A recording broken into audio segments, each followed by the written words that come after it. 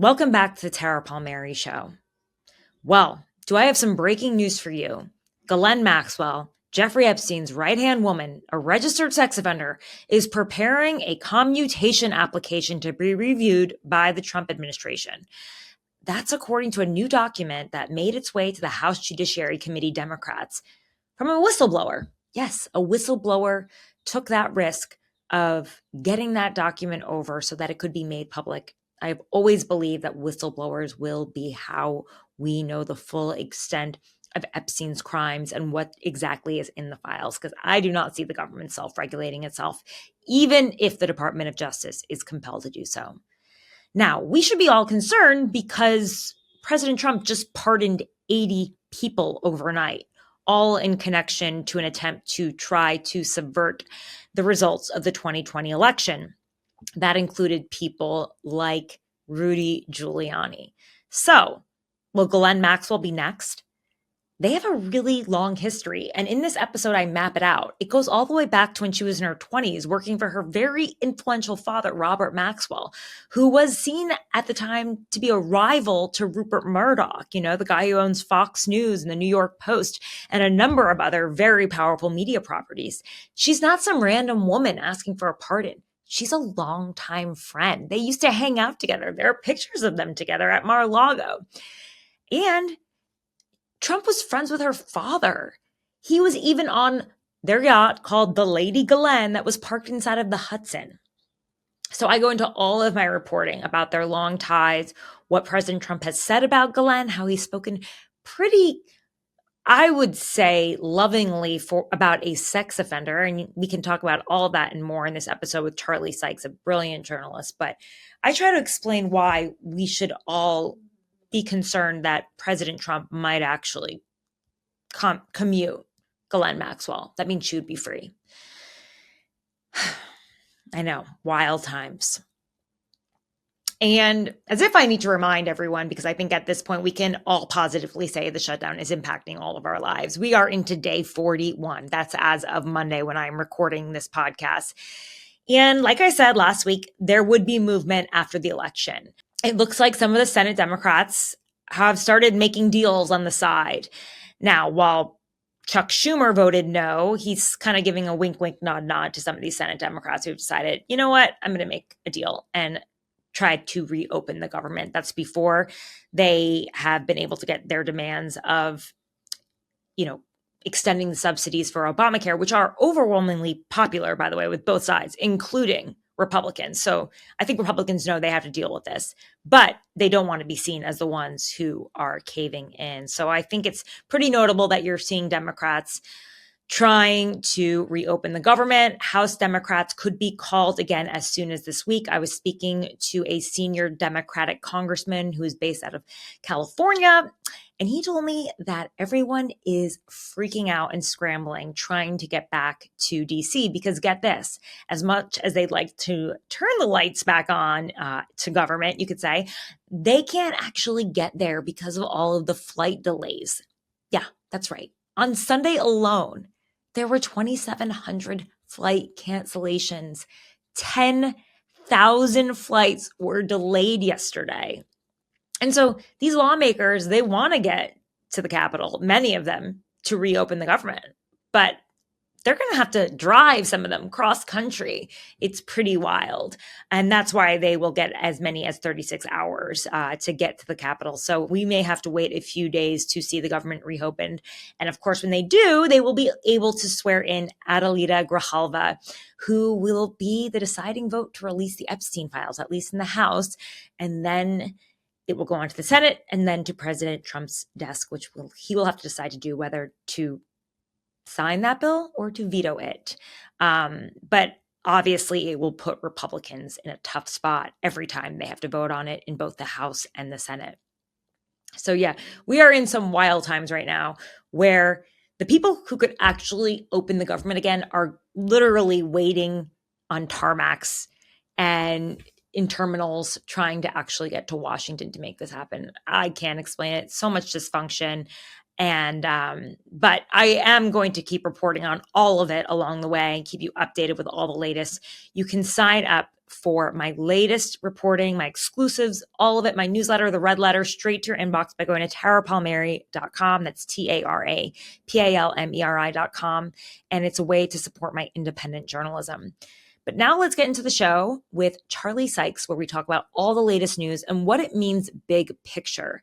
What does Glenn's request for a commutation mean for all of us? Take a listen here. Welcome, everyone, to the Red Letter Meets to the Contrary with Charlie Sykes. And we've got a lot to talk about on this Monday morning. Charlie, thanks for hopping on the line the last minute. I was like, hey, we should talk about this. This seems really crazy to me. But the story today it's from a whistleblower, actually. And it's something that I have been saying for a really long time about the Epstein story. As much as I hope that when, Democratic Congresswoman Adelita Grijalva is finally sworn in, if the government opens at some point, they'll vote to compel the Department of Justice to release the Epstein files. But it'll have to go through the Senate, and then it will have to, so that means that they will have to pass the bill. And then it will ultimately end up on President Trump's desk. And will he actually pass it? Question mark. Doubtful. Also, even if he does, what are we going to see? Is it going to be all redacted? We can't really trust, as we know, the Department of Homeland Security to regulate itself, self-police. They've never really been that good at that.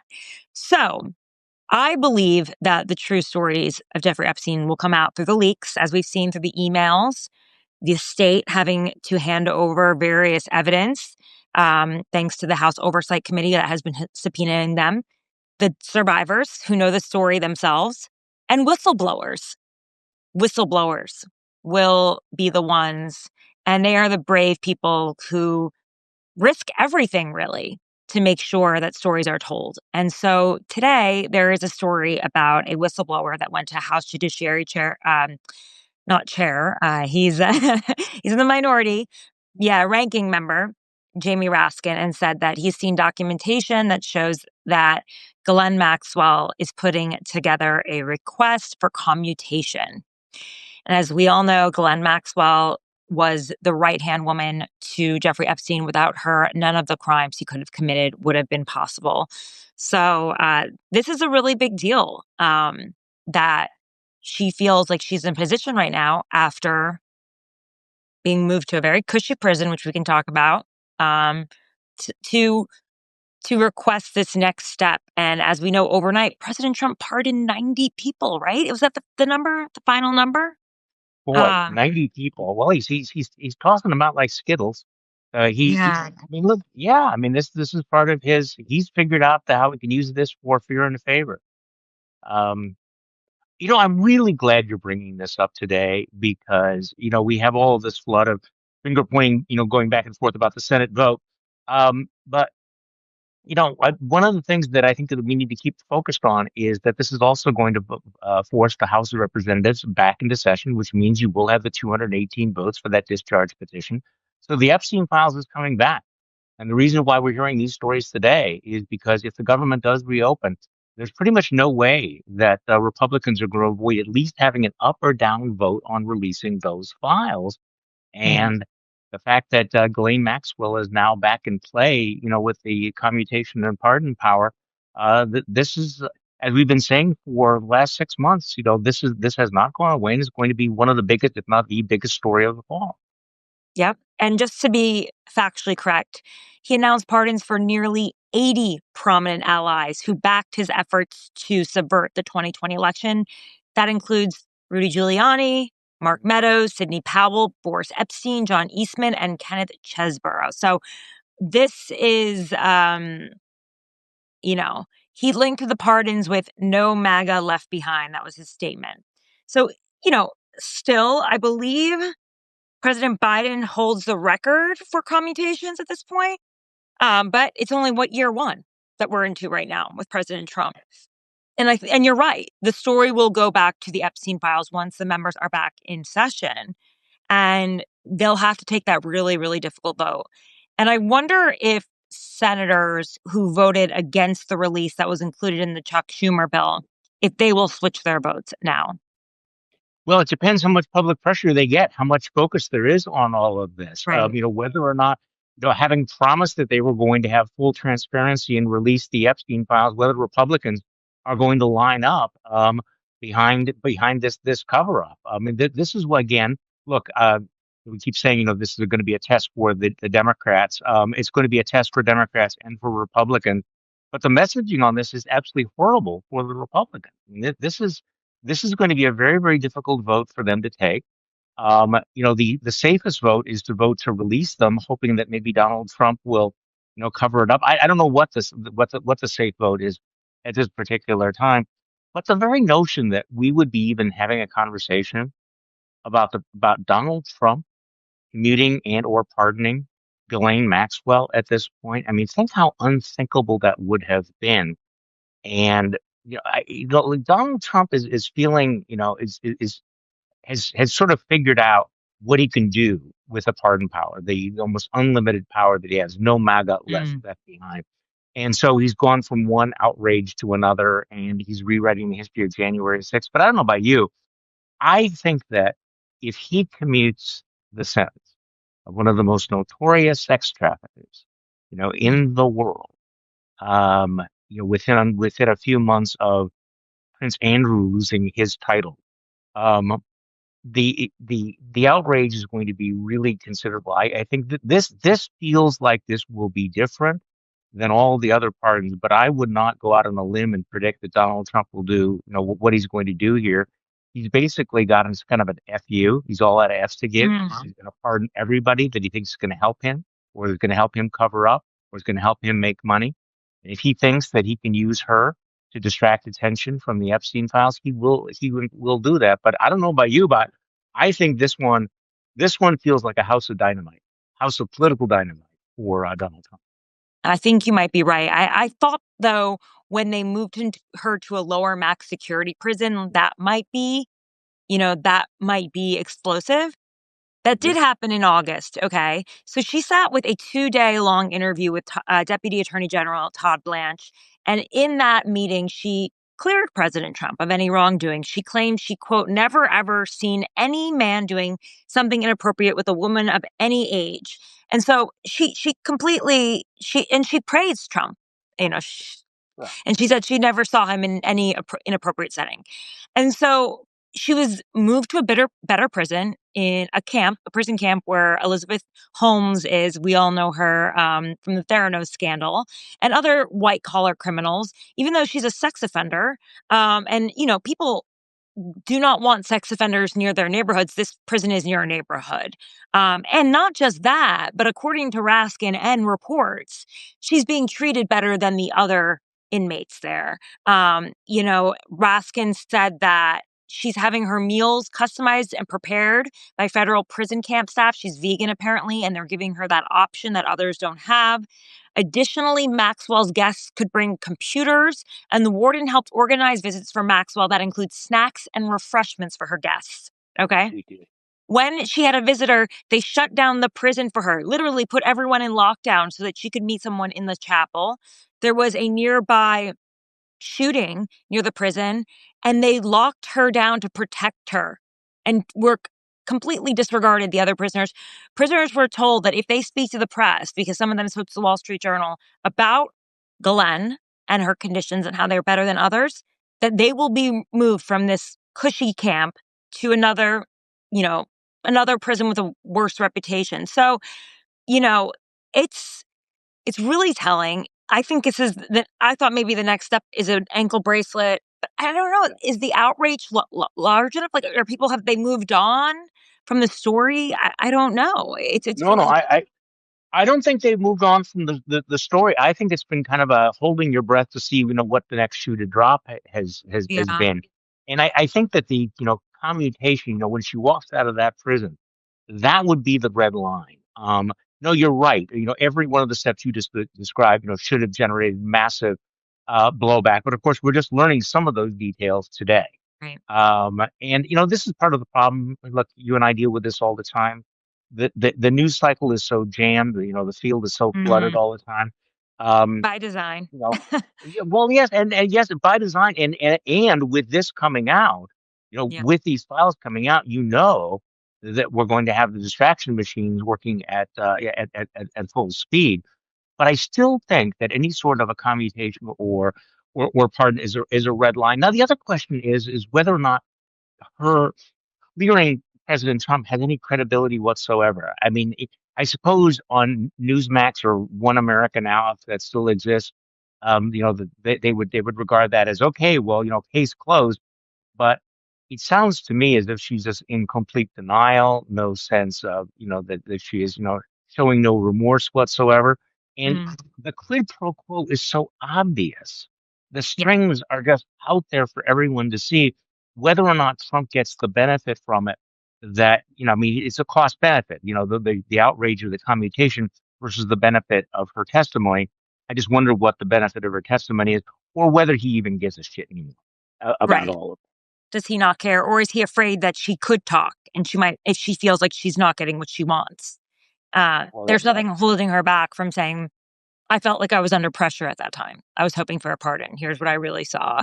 Um, they've known each other for a very, very long time. By the way, I just want to make a note that she did try to appeal her case to the Supreme Court, saying that she was covered under the non-prosecution agreement, that sweetheart deal under Alex Acosta.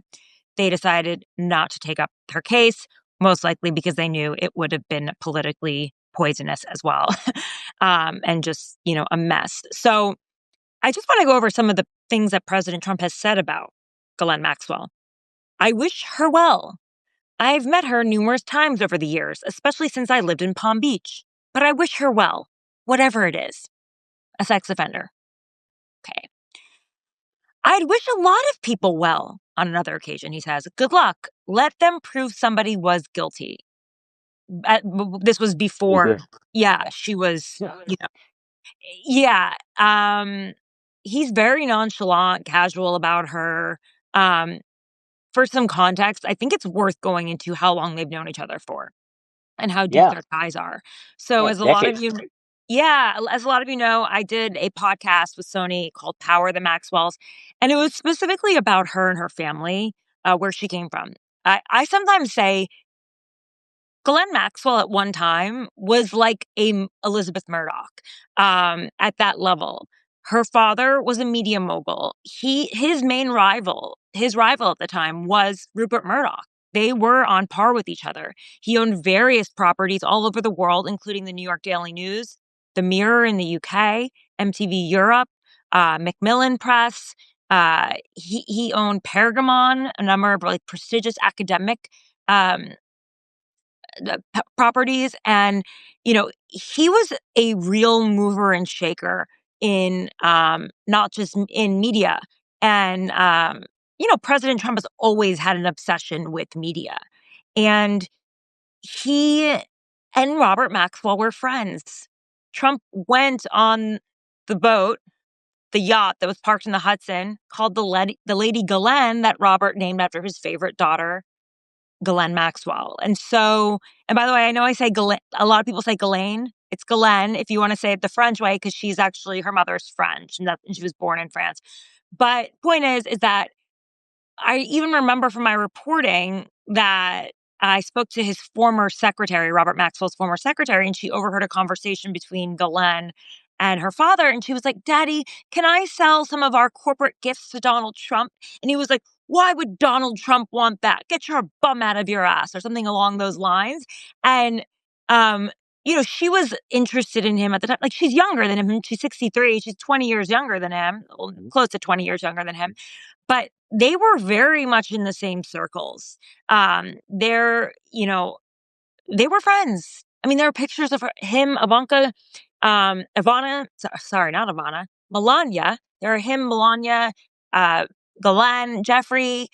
They were friends. And I think, we know the friendship with Epstein ended over a real estate transaction. They were bidding on the same piece of property.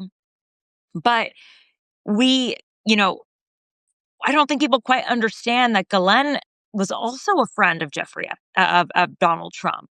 And it goes way back to her father, who owned a newspaper. And having worked at the New York Post, like, I remember President Trump would attend parties. When I worked at Page Six, he showed up for a going away party for Richard Johnson. He would call the paper all the time. We called him the rent-a-quote. Like, he had a very symbiotic relationship with the tabloids. And to own a tabloid like the New York Daily News, especially at that time, meant that you had a lot of influence in America and that you would be someone that was courted by President Trump. So I think, like, we also have to remember, like, this isn't just some random woman who's a sex offender that he saw in passing in Palm Beach. Like, this is someone whose father he knew very well, regarded very highly, and who he saw, in a similar light. I think actually they treated their daughter similarly. Like, the way that Robert admired Ghislaine for being beautiful and brought, and had her on his arm at events and praised her for her beauty. It's very similar to what you see with President Trump. So that's all to say that she's just not some random person. She's known him for a very long time. I think this context is really, really important, and I really have learned a lot from your reporting on all of this to realize that she was not just Jeffrey Epstein's girlfriend or somebody who was in the circle. That she was really, in many ways, kind of media royalty, not kind of media royalty, media royalty. And in Mhm. Donald Trump's world, she would be as prominent as anyone that he would encounter. And so people need to remember, back in the day, how powerful the Maxwells were in this world. They really are, comparable to Murdoch. So in Donald Trump's mind, this is somebody who is, part of the elite that he wanted to be part of as well. But again, that it is important if he were to commute her. Not only is she one of the most notorious sex traffickers in history, but she's also, once again, one of these privileged elite, the privileged elites that Donald Trump has such an affinity for. Yes. And I think it's just remember that in terms of the justice system working differently for the rich, the famous, the MAGA, the Trump aligned, she would be a perfect example of all of that. And because it also explains why she would have the access to the kinds of people that she had, because this is one of the extraordinary things about the story that you talked about. All of the people that Epstein and Maxwell were able to draw into this circle of Mhm. presidents and princes and and moguls, who in the world has the ability to attract those kinds of people together, to get them to do the kinds of things that they were doing, to associate with them. So if you don't understand the star power that she had, the clout that she had, that aura of media royalty, then you can't really fully understand the magnetism of Epstein world, can you? No, and there's also something that when I spoke to people, the scandal almost made her even more interesting because the way her father died. There were questions about whether he was murdered or whether he killed himself. And this was around the time when he stole the pensions from Mirror, the Mirror Group. And, he was thought to be Mossad. So, like, not only is she this sort of beguiling British woman who, ran away to the US after daddy was drowning in scandal and has this insane Rolodex, there was something kind of like exciting to people that I was told, like tantalizing about the fact that, like, who is she? That almost made it even more interesting. The fact that she not only came from this very prominent family, went to Oxford where she met Prince Andrew, had this amazing, she was a socialite. I mean, she was written about in the newspapers in the UK and in the society section who she was dating. People wanted to know. I mean, she was royalty. They were billionaires. He flew around in a helicopter. You know, Jesse Ferguson, who is the creator of Succession, another reason why we did Power of the Mhm. Maxwells on top of the interest in Ghislaine, and the reason we focused on her father was because a lot of people think that it was just based on the Murdochs, the Succession show on HBO, but really, in some ways, it's even more about Robert because Robert has a real rags to riches story that Murdoch didn't have. And that there are actually a lot more similarities between Robert Maxwell and uh, Logan Roy than there are even between Rupert and Logan Roy. But they were, they fought over properties. They were in bidding wars all the time. And yeah, She helped a man who was a college dropout become friends with princes, the heads of banks, finance, academics, everyone. I mean, they had the who's who list in their black book. Who wasn't in there, honest? The Pope? They even You had a know, picture with the Pope. oh no, I'm really sorry to hear that. No, I mean this is like when you were first describing it, this is like a mini series because not only did Robert Maxwell have this tremendous rise, but he also had this spectacular fall. I think most of your viewers probably have forgotten about his end. The massive scandal leading that led up to his death. Is it widely believed that he committed suicide? I mean, is there a consensus on this? No, the belief is that he was working for Mossad and that he was deeply compromised because he was stealing from the pension funds. So they Right. had to kill him because he was too compromised to continue working for them. He was buried in the Mount of Olives, which is where they bury kings and princes in Israel. So no, he was very much seen. And I rarely meet people even who work in there's a man, John Cypher. He's got a great podcast, by the way. He's a former spy. And he was like, yes, like he worked in that region. He's like, we very much believe that Robert Maxwell was a spy. And Okay, well, also, yeah, but I mean, this also is why this story feels so different than all the other news stories we talk about because the layers of drama right. are so considerable that it's the kind of thing that I mean, basically, we're talking about a binge-worthy saga that's also in the news, I right? know. And yeah, And and we and haven't and, even and talked about the crime, the sex crimes, which is the worst part about it. well, of course it is, and this is something that again we've talked about this before, but given the role that this played in the MAGA imagination, the sex crimes, the elite, the pedophiles, the sex trafficking, all of this, if Donald Trump thinks this is going to be a one news cycle story, he would be miscalculating. Now, I think that he's made a number of miscalculations lately that make me do think he's acting very, very impulsively on a number of different things. The optics on a lot of things have been terrible. But I keep coming back to how I think this is fundamentally different. That I think the central question you've been asking is, have we moved on? Where is the outrage, right?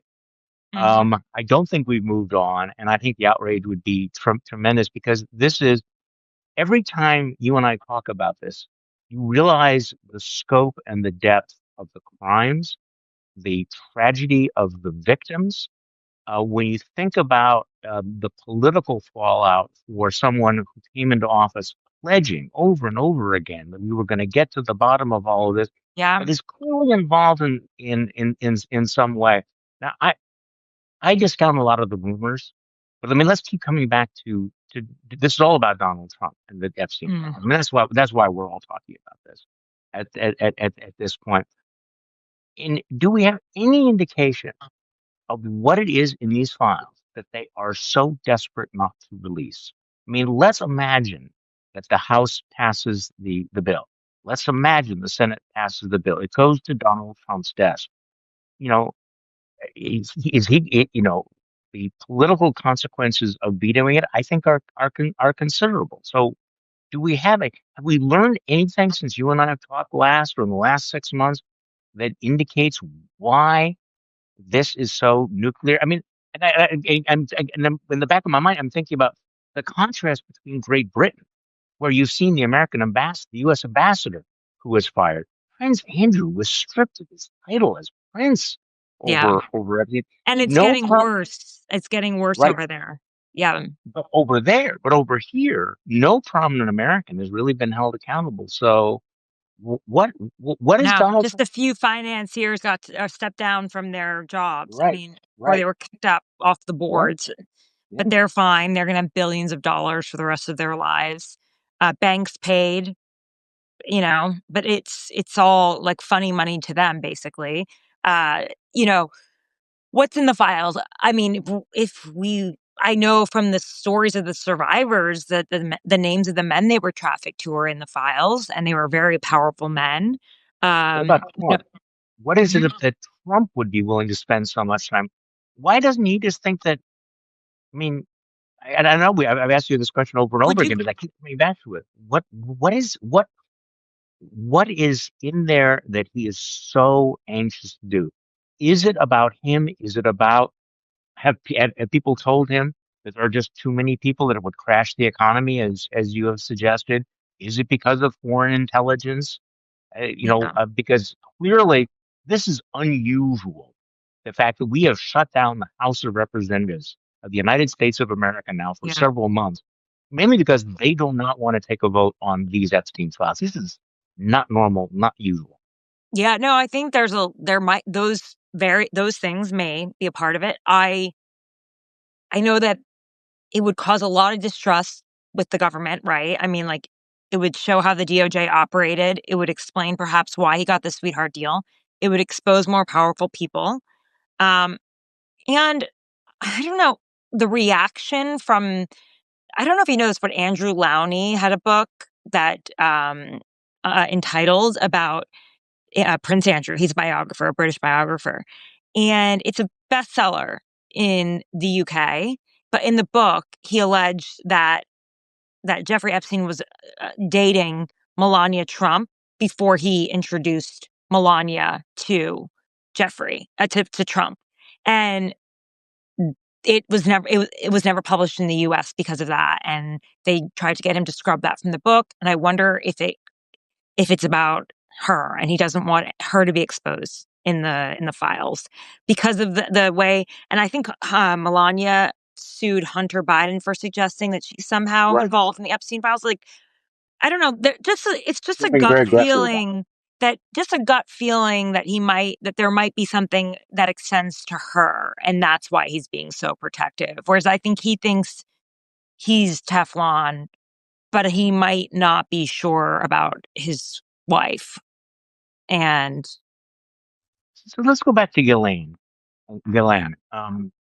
If she got her sentence commuted, what do you think she would do? Would she go out and do a series of interviews? Would she go off to one of the billionaire islands I mean, is she still an extremely rich woman? I mean, if she walks out, what does she walk out to?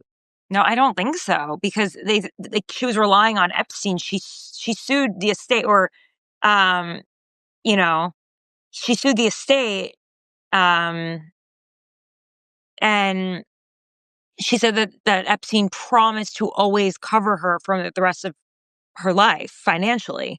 So I can't imagine, um, you know, you know what would happen. So I don't think she has money. I mean, her family is paying for her lawyers. I get the feeling if she's asking them for money, she's also married. A lot of people don't know that about her. She is married to a man named Scott Borgeson. He is in the he, he has a weird Maxwell connection. Sorry, people are calling me on the phone while we're doing this live, so I apologize.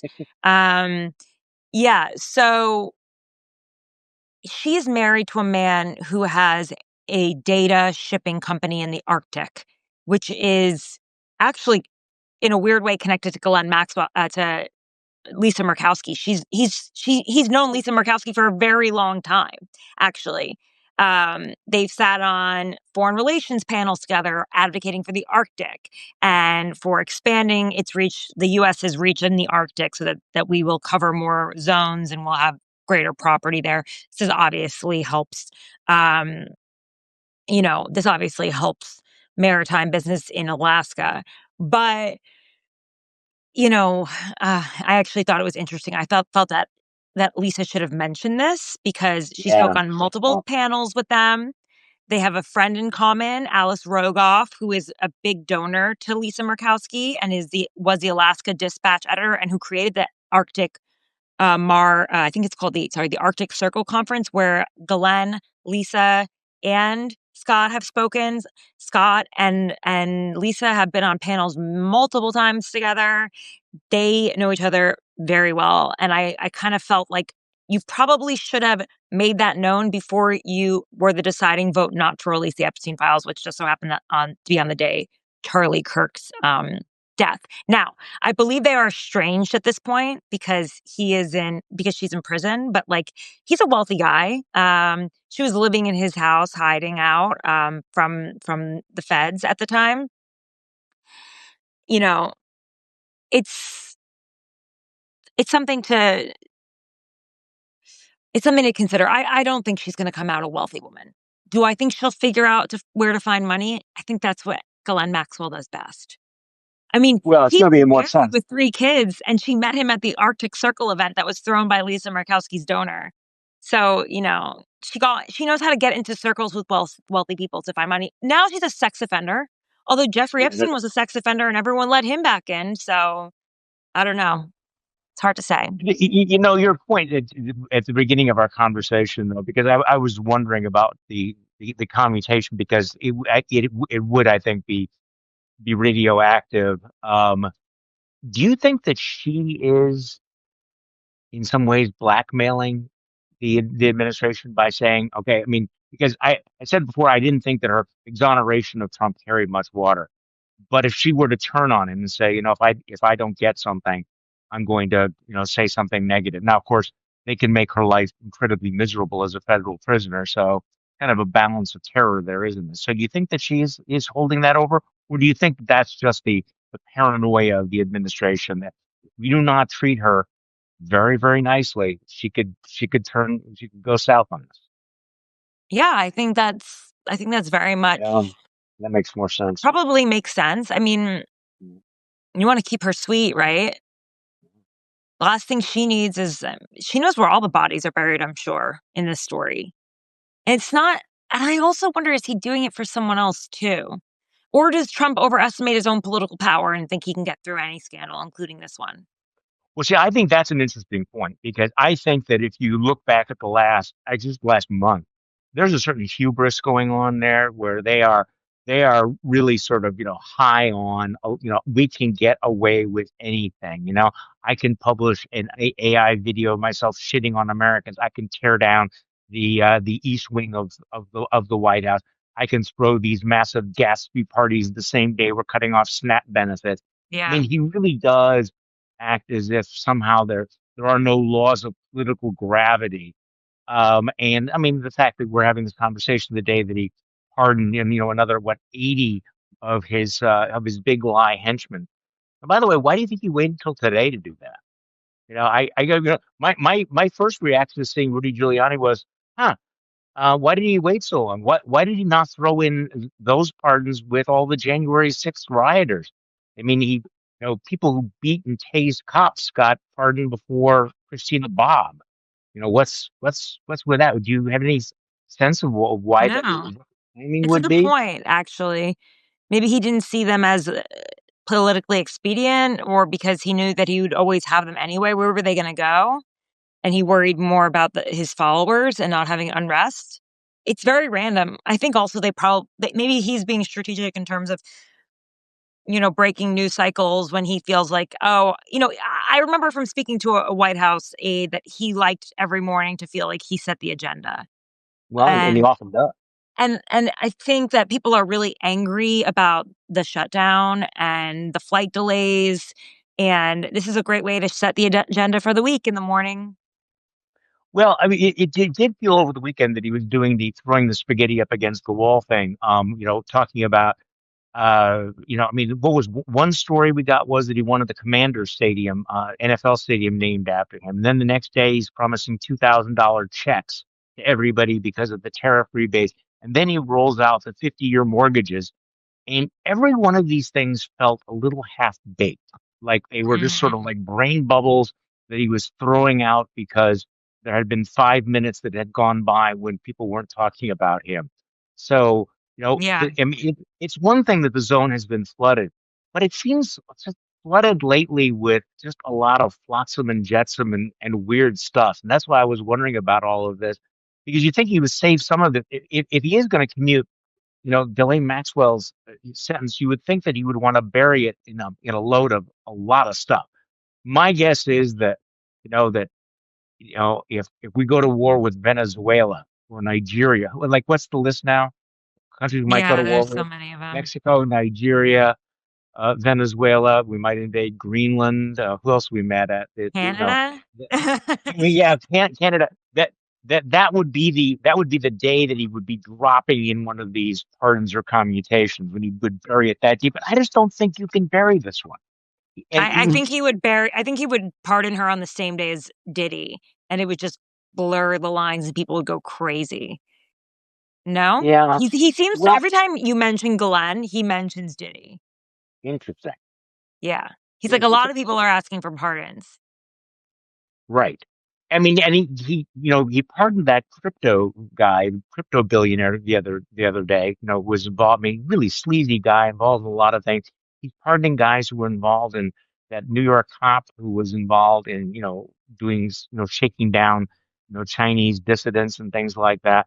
It is as if he's like flexing his muscles, but they feel it feels very randomized at this point. That what makes this different than everything else, and I'm sorry to keep repeating myself, is that his own base has marinated in this story for so long. Yeah. See, for a lot of the people who are listening to us, they might not have spent as much time in MAGA media, but you know how big this was for them. How many times they addressed this and how recently. I mean, it was this calendar year that you had you know, the attorney general saying we're going to release this and then going through the kabuki dance of everything. Mhm. They're the ones who brought this up. And of course, no conversation about this is complete without remembering that Elon Musk was the guy when he got pissed off at Donald Trump who put out the big nuclear bomb tweet. Remember? I mean, Yeah, it that just, Trump was in the don't you feel? list. It was in the Epstein files. And that seemed to be the thing that hit the switch on everything. Elon Musk, the world's richest man, when they had the breakup, which we all knew was going to be ugly, but that was the ugliest Well, moment he of was the in the ugliest. Epstein files too, technically. I mean, he was supposed to go to the island. He was on the schedule to possibly go to the island, TBD. So is there anything else that goes on the island? Is there any other reason to go on the island? Is it like a good fishing there, or is it the? No, I mean, what? I mean, what you go to the island for what? no. Nothing good Yeah, happens on that island. yeah. No, no. It's not. You don't go there for the mai tais. You don't go there for the That's beach. the You thing, don't. like, yeah, you couldn't step on that plane and not see that there was something weird going on with all of the flight attendants, the way they were dressed, how young they were. He was just, yeah, no, you can't. Everybody knew what Epstein's deal was. Yeah, and everybody knew, and this, what's interesting about the politics of this, and we don't almost never even mention him, is that if this thing blows up, yeah, it's gonna splatter a lot of people in the Trump circle, but also Democrats seem pretty willing to throw Bill Clinton under the bus here, don't they? I Yeah, I mean, think they wanna get rid of all of they would like to the younger ones at least, which is why I think the Biden administration didn't do much about it, because they knew how much it would not just on Clinton, but on a lot of Biden's friends in the Senate. As we know, Virginia Giuffre mentioned Bill Richardson in her files. She also mentioned Senator Mitchell from Maine, as being 2 men that she was trafficked to. So, yeah, those are, Biden's old friends. And the truth is that a lot of the men that were on Epstein's list were Democrats. I mean, Trump was a well, Democrat too at the time. But yeah, it's a messy one. It's a really bad story. But the younger ones, I think, like the Ro Khannas, they don't mind clearing the decks, getting rid of the old warts, and they're trying to do that anyway. So yeah, that's why I it'll really think it'll they're pushing yeah. so hard. It'll be a turn the page moment, but I'm really glad that you're keeping the attention on all of this because Yeah. because it is so easy to be distracted, to go Mm. off, and so that's why I was when you called and said, "Did you want to talk about it?" So I'm thinking, yeah, because otherwise we're going to all be spinning our wheels talking about the government shutdown and the Senate vote and Yeah. everything, and then the story of the next news cycle. But I do think that it is really important that people realize that however you feel about that Senate vote, it guarantees that there's going to be 218 members of the House of Representatives who are going to vote for that discharge petition on the Epstein files. So that vote will take place. That's a nightmare vote for Republicans, but also it's going to bring it back. The fact that we're also now hearing about this Ghislaine Maxwell, and then the story you just told a little while ago about the way she's being treated in prison. I hope that gets a lot of attention because, Yeah. this is Yeah. something like, why is this woman singled out for this, being waited on hand and foot type of thing when she's supposed to be a sex offender in prison? Is this the way we want to treat sex offenders in prison? Um, I think that it's important that I think that people talk about this and understand exactly what's going on because you know I think part of the great myth that we've had is that somehow we're in that in this populist moment where Donald Trump was the voice of the people, and this is just one of many stories where we're reminded that no, that there's one set of rules for certain people, the little people, and there's another set of rules for the rich, the famous, the powerful, the well-connected, even if you've sex trafficked. Total. That's a great way to end it. Honestly, Charlie, I feel like you summed it up. It's a very easy story to understand the haves and the have-nots and how they are treated differently. Well, Thank you everyone for joining the show. We'll keep you posted on everything that we learn. And as always, sign up for To the Contrary with Charlie Sykes. He's a brilliant journalist. Very happy that he's now a friend. And the Red Letter, it's how you keep us going so that we can keep delivering content to you every day. Thanks so much and have a wonderful day. That was another episode of the Tara Palmeri Show. Thanks so much for tuning in. If you like this show, you can rate it, subscribe, share it with all your friends, leave a comment. I would really appreciate that. If you love my reporting, please go to tarapalmeri.com. That's TARAPALMERI.com, just one I, and sign up for my newsletter, The Red Letter. That's how you can get my exclusive reporting straight to your inbox. And if you become a paid subscriber, you can support my independent journalism. I want to thank my producer, Eric Abinate. I want to thank Abby Baker, who does my social media and research, and Adam Stewart, who does my graphics. See you again tomorrow.